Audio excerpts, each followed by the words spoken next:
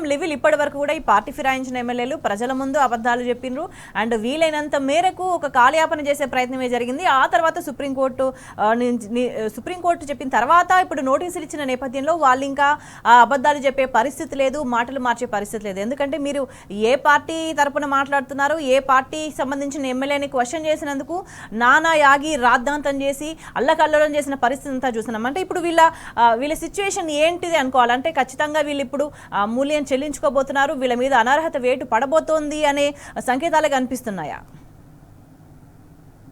పార్టీలో గెలిచి బీఆర్ఎస్ బీఫామ్పై గెలిచి కాంగ్రెస్ పార్టీలో చేరిన ఎమ్మెల్యేల పరిస్థితి రోజు రోజుకు దినదిన గండంగానే ఉంది.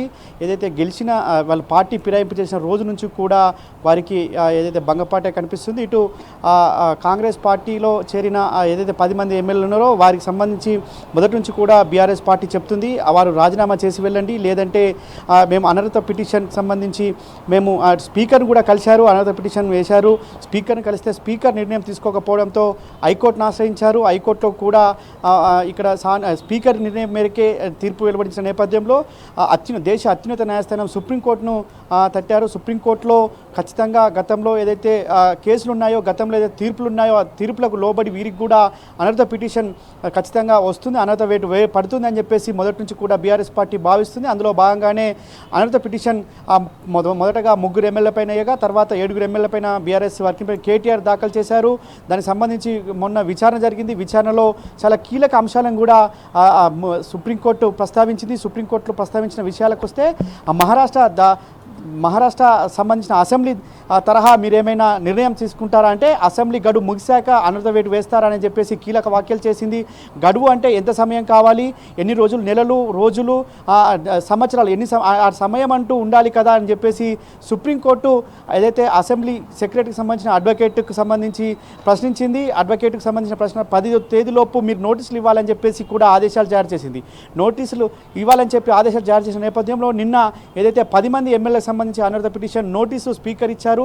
స్పీకర్ ఇచ్చిన నేపథ్యంలో ఈ 10 మంది ఎలా అంటే మేము పార్టీ మారలేదని చెప్పి తప్పించుకోవడానికి ఆస్కారం లేకుండా కూడా బీఆర్ఎస్ పార్టీ అన్ని ఆధారాలతో పిటిషన్ దాఖలు చేసింది. ఆ పిటిషన్లో కాంగ్రెస్ పార్టీ చేరిన అన్ని ఆధారాలు, అన్ని ఎవిడెన్స్ అన్ని కూడా సుప్రీంకోర్టులో ప్రొవైడ్ చేసింది. సుప్రీంకోర్టులో ప్రొవైడ్ చేసిన ఆధారాల ఆధారంగానే ఇవాళ సుప్రీంకోర్టు తీర్పు కూడా రాబోతుందని చెప్పేసి కూడా బీఆర్ఎస్ పార్టీ భావిస్తుంది. బీఆర్ఎస్ వర్కింగ్ ప్రెసిడెంట్ కేటీఆర్ కూడా ఆసక్తికరమైన ఎక్స్ వేదికగా పంచుకున్నారు. బై ఎలక్షన్స్కు సిద్ధంగా ఉండండి అని చెప్పేసి కూడా చెప్పిన పరిస్థితి. అంటే ఖచ్చితంగా అనర్హత వేటు పడుతుంది, బై ఎలక్షన్స్ వస్తాయి. కాంగ్రెస్ పార్టీలో ఫిరాయింపు చేసిన ఎమ్మెల్యేల స్థానంలో బీఆర్ఎస్ పార్టీ ఖచ్చితంగా మళ్ళా జెండా ఎగరవేస్తుందని చెప్పే సంకేతాలు కూడా బీఆర్ఎస్ వర్కింగ్ కేటీఆర్ ఇచ్చారు. అయితే ఇవాళ ఏదైతే పార్టీ మారిన ఎమ్మెల్యేలు 10 మంది ఉన్నారో వారంతా కూడా తప్పించుకునే ప్రయత్నం చేస్తే ఖచ్చితంగా ఆధారాలతో ఉన్నాయి. కాబట్టి ఇవాళ ఏదైతే ప్రధానంగా దానం నాగేందర్ ఆయన బీఆర్ఎస్ పార్టీ బీఫామ్ పైన గెలిచి ఎమ్మెల్యేగా కొనసాగారు. ఎమ్మెల్యేగా రాజీనామా చేయకుండానే కాంగ్రెస్లో చేరారు. కాంగ్రెస్లో చేరి ఆయన స్వయంగా ఎంపీ పదవికి ఎంపీకి పోటీ చేశారు. ఎంపీ ఎలక్షన్లో పోటీ చేసిన తర్వాత అఫిడవిట్లో కాంగ్రెస్ క్యాండిడేట్గా ఆయన డిక్లరేషన్ ఇచ్చారు. Affidavit election commission of India కూడా అఫిడవిట్ ఇచ్చారు. కాబట్టి ఖచ్చితంగా పార్టీ ఫిరాయింపుకు చెందుతుంది, పార్టీ ఫిరాయింపు కింద వర్తిస్తుంది. కాబట్టి ఖచ్చితంగా దానం నాగేందర్ అనర్హతకు అర్హుడే అని చెప్పేసి కూడా మనకి వాళ్ళ రాజకీయ విశ్లేషకులు కావచ్చు, వాళ్ళ న్యాయవాదులు చెప్తున్న పరిస్థితి. మరోపక్క ఇతర ఎవరైతే కాళ యాదవ్ కావచ్చు, ఇటు తెల్లం వెంకట్రావు, కడియం శ్రీహరి సైతం ఇదే తరహా ఉన్నారు. కడియం శ్రీహరి కూతురు ఎంపీగా పోటీ చేసింది, కాంగ్రెస్ పార్టీ తరఫున గెలిచింది. అంతేకాకుండా కాంగ్రెస్ పార్టీ కండువ కప్పుకొని అనేక సభల్లో ఆయన పాల్గొన్నారు. కాంగ్రెస్ పార్టీకి సంబంధించిన అనేక కార్యక్రమాల్లో ఆయన పార్టిసిపేట్ చేశారు. అవి కూడా ఉన్నాయి. తెల్లం వెంకట్రావు సైతం కాంగ్రెస్ పార్టీలో చేరినట్టు అధికారికంగా చెప్పారు, కాంగ్రెస్ పార్టీలో కొనసాగుతున్నట్టు చెప్పారు. వాళ్ళ జగిత్యాల సంబంధించిన ఎమ్మెల్యే సంజయ్ సైతం ఆయన జాయిన్ అయిన రోజు ఏదైతే సీఎంతో కావచ్చు ఇతర నాయకులతో కండువా కప్పుకున్న ఫోటో ఎక్స్ వేదిక పంచుకున్నారు. నేను కాంగ్రెస్లో జాయిన్ అయినట్టు కూడా పంచుకున్నారు. ఈ విధంగా చాలామంది ఎమ్మెల్యేలు అంతా కూడా కాంగ్రెస్ పార్టీలో చేరినట్టు సరైన ఆధారాలు ఉన్నాయి. ఆధారాలు వారి అనర్హతకు సంబంధించిన ఆధారాలు అన్నీ కూడా సరిపోతాయి.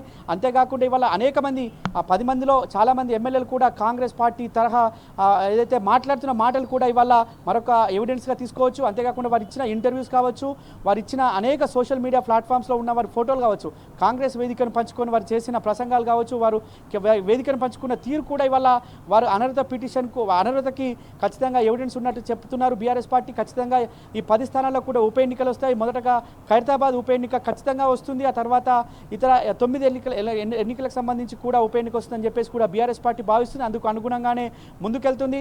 ఈ 10వ తేదీన మరొకసారి ఏదైతే స్పీకర్కు సెక్రటరీకి సంబంధించి నోటీసులు ఇవ్వాలని చెప్పిందో స్పీకర్ నోటీసులు ఇచ్చిన తర్వాత 10వ తేదీకి విచారణ వాయిదేసింది. 10వ తేదీ నాడు విచారణ మళ్ళీ కొనసాగనుంది. విచారణ సంబంధించి నోటీసులకు సంబంధించి ప్రభుత్వం తరపున అంటే అసెంబ్లీ స్పీకర్ తరపున ఏం చెప్తారు అటు అనే దానిపైన కూడా కొంత ఉత్కంఠ నెలకొంది. అయితే స్పీకర్ నోటీస్ ఇచ్చిన నేపథ్యంలో గడువు కోరతారా లేదంటే ఇతర తీర్పులను మణిపూర్ సంబంధించిన తీర్పును సుప్రీంకోర్టు మరొకసారి ప్రస్తావించి ఖచ్చితంగా అనర్హత వేటు వేయాలని చెప్తుందా అనే టెన్షన్లో మాత్రం ఈ 10 మంది ఎమ్మెల్యేలు ఉన్నారు. వారికి సంబంధించిన అటు ముందుకు పోతే గొయ్యి వెనకపోతే నుయ్యన్న చందంగా ఇవాళ కాంగ్రెస్ పార్టీలో ఫిరాయింపు చేసిన 10 మంది ఎమ్మెల్యేల తీరు కనిపిస్తుంది.